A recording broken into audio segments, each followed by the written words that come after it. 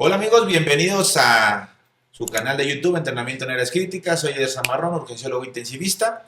Y pues bienvenidos a tu podcast 15 minutos en la UCI, donde tenemos a veces más de 15 minutos de conocimiento. Hoy conocemos profesionales de la salud y algún tema relevante de su especialidad. En esta ocasión está con nosotros mi amigo, el maestrísimo de maestrísimo, Raúl Soriano Orozco. Bienvenido, maestro, ¿cómo estás? Muy bien, Eder, muchas gracias, amigos, saludándolos y para convivir y aprender juntos, conociendo lo que hacemos y lo más importante, qué podemos hacer por nuestro paciente para modificar su pronóstico. De acuerdo. En esta ocasión vamos a hablar acerca de un tema que es el principal o uno de los principales que te enseñan en terapia intensiva, que es el síndrome de distrés respiratorio agudo. ¿Nos podrías decir qué significa o cuál es su definición y pues cómo identificarlo? Claro que sí, Eder. El síndrome de estrés respiratorio agudo ha tenido varias definiciones a través del tiempo, pero vamos a hacer una definición práctica. Es aquel paciente que tiene hipoxemia aguda en un lapso de 7 días. Es decir, esta hipoxemia aguda la adquiere ya sea en el hospital y es de un inicio agudo. Esta hipoxemia no mejora con la administración de oxígeno e incluso se agrava a través del tiempo. Esa es, digamos, la definición práctica que vemos en el día a día. Digamos que es más que una simple hipoxemia, es una hipoxemia que pues no responde a oxígeno convencional. ¿Cuáles serían las principales etiologías de estas? Las principales son infecciosas, pueden ser actualmente virales, con la era de COVID-19, puede ser también trauma torácico, es decir, un trauma torácico cerrado, contusión directa en el parénquima, neumonía bacteriana, o bien alguna que adquirimos nosotros, sobre todo con las intervenciones que hacemos en la sepsis. ¿Qué dicen las guías sobreviviendo a la sepsis? 30 mililitros por kilo, eso ya debe cambiar. Nosotros inducimos también el síndrome de estrés respiratorio, pero las principales, infecciosas, virales o bacterianas, contusiones directas a nivel pulmonar, broncoaspiración sería otra, y de forma secundaria que nosotros mismos provocamos con nuestras intervenciones. Sí, digamos que hay cosas secundarias, patologías extrarrespiratorias, que sepsis, pancreatitis, gran quemado, que dicen, se puede causar síndrome de estrés respiratorio, pero a veces, pues sí, ¿verdad? Es un proceso inflamatorio, pero a veces pues nosotros agravamos esa Es situación. correcto, es correcto. Oye, Raúl, y bueno, ahora bien, a través del tiempo, ¿cómo ha ido cambiando el tratamiento específicamente? Ya sabemos que pues hay que manejar la etiología, por todo lo que mencionaste, ¿verdad? Y un soporte general. Pero específicamente en el soporte respiratorio, ¿cómo ha ido cambiando las intervenciones desde hace muchos años? Fíjate, el síndrome de estrés respiratorio fue descrito en el 1955 con 11 soldados, un menor de edad, que sobrevivieron al trauma primario, es decir, a la herida por alta velocidad por arma de fuego.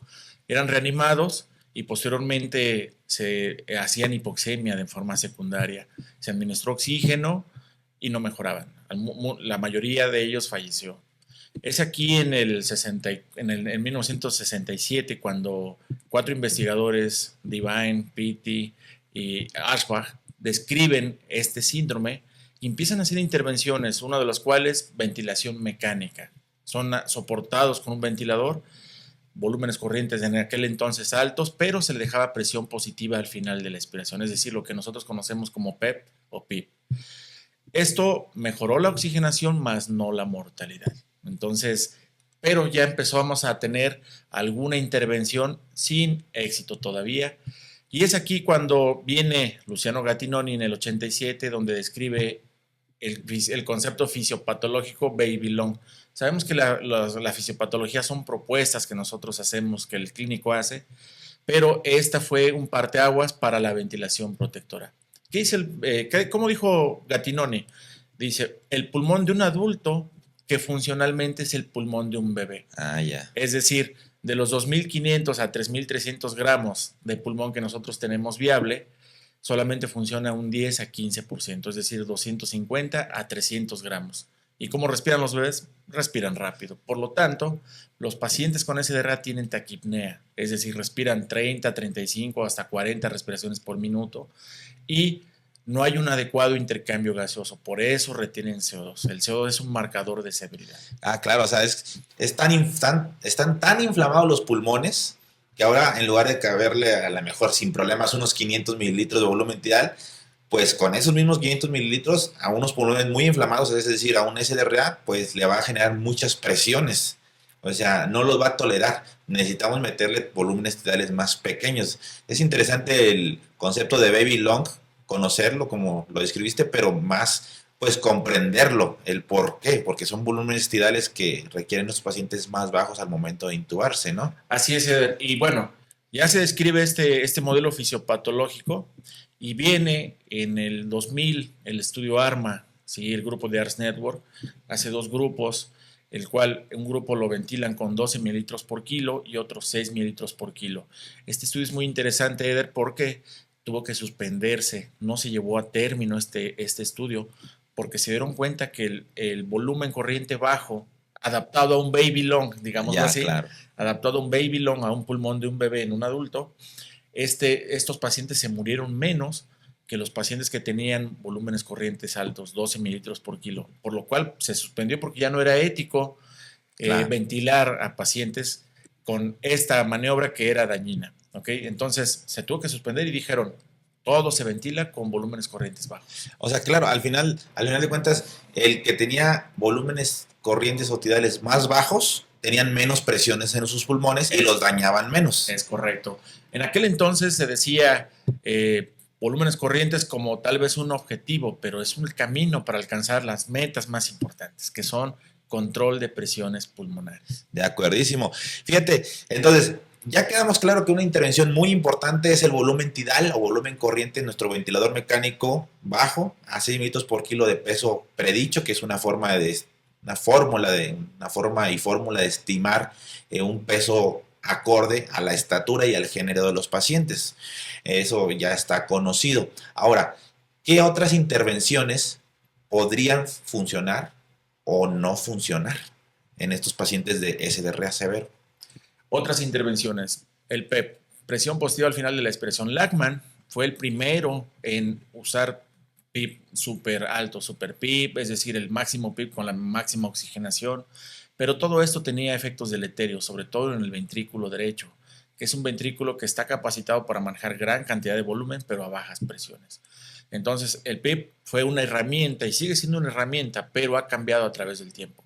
Lachman propuso usar pulmón abierto y muchos seguidores, e incluso cuando yo me formé, hacíamos maniobras de reclutamiento alveolar. Y aquí hago mención a otro intensivista, Marcelo Amato, que él sabemos que es seguidor de la escuela OLA, Open Lung Approach, es decir, mantén el pulmón abierto el mayor tiempo posible. Claro. Hizo un estudio, el cual con honestidad reconoce 1035 pacientes, que los pacientes que tuvieron PIP altos y que se titularon por medio de distensibilidad fallecieron más que aquellos que se seleccionaba un nivel de PIP moderado y se dejaba tranquilo, se dejaba en reposo pulmonar. Entonces, ahora el PIP antes se utilizaba para reclutar, para recuperar alveolos. Ahora se utiliza para evitar atelectasias. Y los alveolos, cuando cese la inflamación, se irán recuperando. Claro, o sea, antes era abre el pulmón y déjalo respirar, y ahora es, pues cierra el pulmón y déjalo descansar a que solito se desinflame, porque al final de cuentas el volumen tidal te da presiones para arriba, la meseta y la distensión que es la driving pressure, y la expiración te la da pues el PIP, es decir, que evite que se colapse. No es que no se ponga PIP, el PIP se puede poner en un rango entre 5 o 8 inicial y luego subirlo hasta un máximo de 14 centímetros de agua, pero con la finalidad, como dices, que mantenga buena saturación tu paciente y que no exceda este PIP a las presiones pulmonares altas o las que van para arriba como meseta o driving pressure. Esto es algo que es muy importante. Y hablando netamente entonces de esa intervención que ya nos quitamos el paradigma de que funcione o no, que es el PIP, que sí funciona, pero no tanto, o sea, no a niveles tan altos. Entonces, y que el volumen tidal sí funciona. Ahora, ¿qué otra intervención sí puede funcionar. O sea, el volumen ideal, obviamente cuidando las presiones, ¿no? Una meseta menos de 28, menos de 25 sería ideal, un driving pressure menos de 15, menos de 13 sería lo ideal, pero ¿qué otras intervenciones sí podrían reclutar alvéolos? Es correcto, la posición prono. Fíjate, Eder, Luciano Gattinoni ya había probado la posición prono desde el 1989-1990. ¿Y qué describe en su investigación? Que mejora oxigenación, más no mortalidad. ¿Qué sucedía? Recordemos que en esos tiempos todavía no se utilizaba volúmenes corrientes bajos. Entonces sí mejoró oxigenación porque abrió alvéolos, pero el volumen corriente era excesivamente alto. Se hicieron estudios, una serie de estudios, y es hasta el 2013 cuando Claude Guérin, el grupo de Francia, combina posición prono con volúmenes corrientes protectores, es decir, volumen corriente bajo. Con eso se genera una homogenización alveolar, pero hacia la apertura, ¿sí? Ya. Porque el pulmón es heterogéneo. Eso, hay pulmones abiertos, pulmones inflamados y, alvéolos abiertos, alvéolos inflamados y alvéolos totalmente colapsados. Es decir, es un pulmón heterogéneo. Con el prono se hace una homogenización alveolar, pero hacia la apertura. Los que estaban inflamados y moderadamente colapsados se abren. Y recordemos, esto es por fisiología, zonas de West. Al cambiar al paciente a prono, las áreas que están bien perfundidas y escasamente ventiladas, por gravedad, ¿hacia dónde se va el aire? Hacia arriba, es decir, esas áreas perfundidas se empiezan a ventilar y empiezan a abrirse los alvéolos. Sí, claro, o sea, esa coexistencia especial entre buenos capilares y ahora buena oxigenación es lo que mejora. Poner al paciente que estaba en supino, voltearlo hacia abajo, que ese es el prono básicamente, con mucho cuidado y con todo lo que lleva de situación de cuidado de enfermería y de todo el equipo médico. Pero también es importante, pues, que recordemos que inicialmente se hacían pronos que le llamamos intermitentes, que es 16, 18, 20 horas y en la noche los supinaban.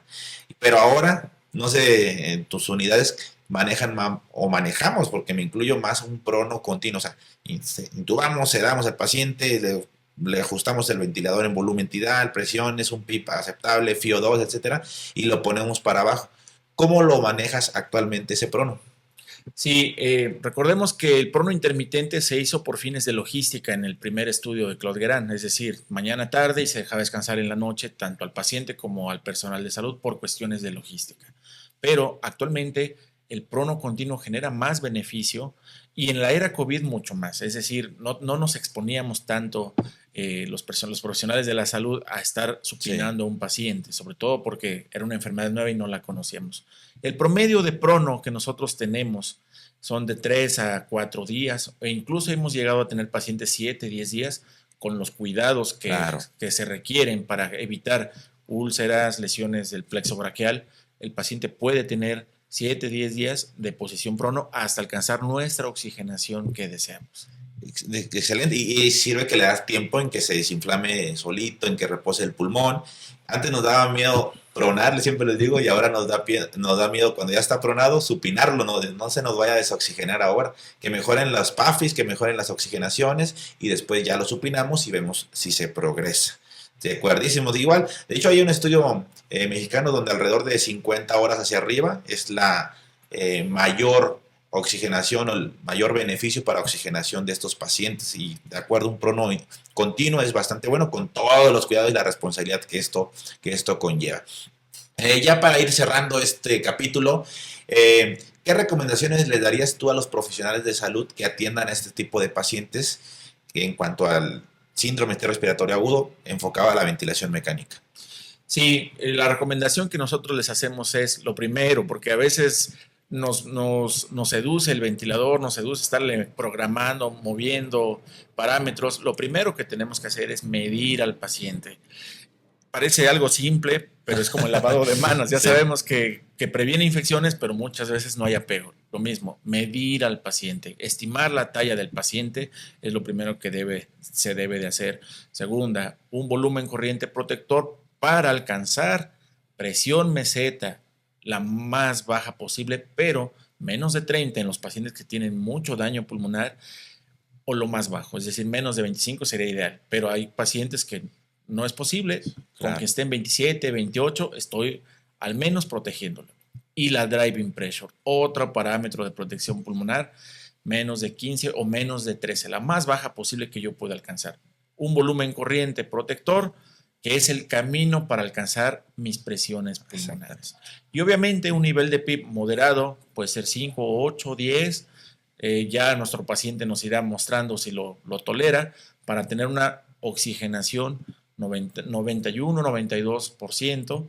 Con eso es suficiente para que los órganos perfundan y que tengan tiempo de recuperarse. Sí, claro. Desde 88 hasta 94, 96 es una buena saturación, pero a veces no la alcanzamos, ¿no? Eso es lo difícil. Por eso hacemos todas las estrategias para que oxigene bien. Pero otra cosa también que luego no tenemos en cuenta es el CO2. También el CO2, estos pacientes, y ya lo comentaste, los elevan mucho. Ahí también hay que estar ajustando sobre todo la frecuencia respiratoria para que tenga CO2 menos, a lo mejor de 80, menos de 60, pero sobre todo que el pH pues ande por arriba de 7.15, que por aquí en el canal ya tenemos algunos videos de hipercapnia permisiva, que ese es otro punto, y esto es básicamente un mundo de cosas.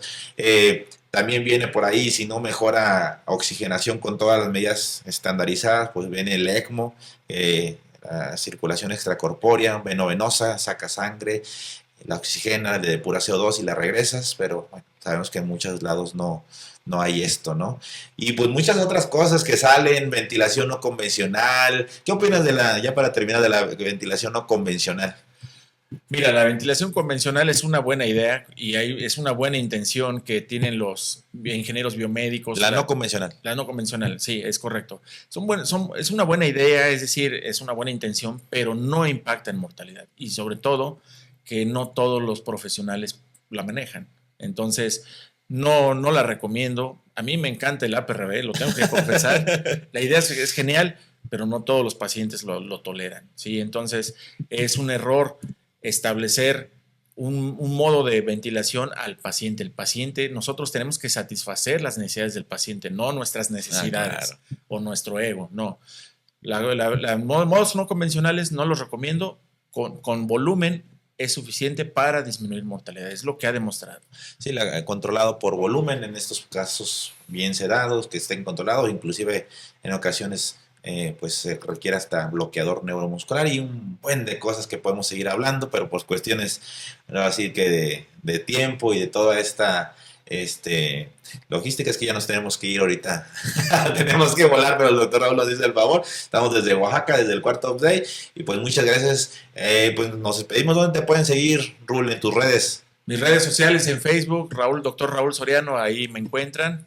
También pueden mandarme WhatsApp, ahí también, o vía Messenger. Casi no manejamos tantas redes sociales, pero los invito a rotar, a que nos visiten en la terapia intensiva en el IMSS Humay Bajío, en León, Guanajuato. No, y pues en cualquier cosa en Avento. En Avento, por supuesto, y en el canal de YouTube, Entrenamiento en Áreas Críticas, sí, porque, con nuestro amigo Eder Samarón. Exactamente, porque el doctor Raúl tiene, ya saben, videos acerca de prono, ventilación, mecánica. Aquí están, búsquelo, Raúl Soriano, Entrenamiento en Áreas Críticas, aquí aparece. Aunque él a veces algunos videos no lo sepa que los tiene, aquí se los robamos y los tenemos. Bueno, Raúl, muchas gracias por todo. Si llegas hasta acá, danos cariño, síguenos y nos vemos en otro episodio. Hasta la próxima.